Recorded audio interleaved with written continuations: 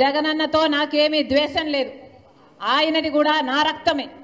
కానీ జగనన్న ముఖ్యమంత్రి అయిన తర్వాత మనిషి మారిపోయాడు. జగనన్న ముఖ్యమంత్రి అయినాక పాత జగనన్న కాదు, ఈ జగనన్న నాకు తెలియదు. నేను వైసీపీ కోసం, జగనన్న కోసం నిస్వార్థంగా 3200 కిలోమీటర్లు పాదయాత్ర చేశాను.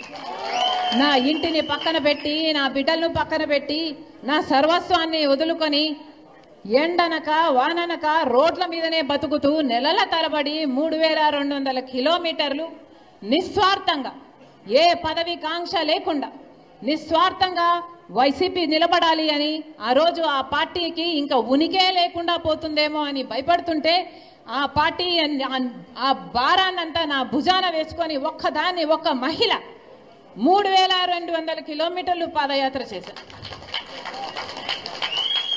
ఆ రోజుల్లో ఏ చెల్లి చేయనమ్మా ఈ త్యాగము అని ఎక్కడికి పోయినా ప్రజలు ఆదరించారు.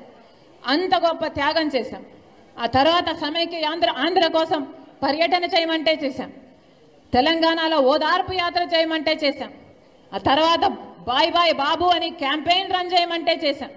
ఎక్కడ ఏ అవసరం ఉన్నా, ఏ పదవిని కాంక్షించకుండా, నాకిది కావాలి, నాకిది చెయ్యి అని అడగకుండా, ఒక సామాన్య కార్యకర్తకైనా పర్వాలేదులే అనుకొని ఆ రోజు అంత త్యాగం చేస్తే, ఈరోజు అదే వైసీపీ పార్టీకి అవేవి గుర్తులేదు.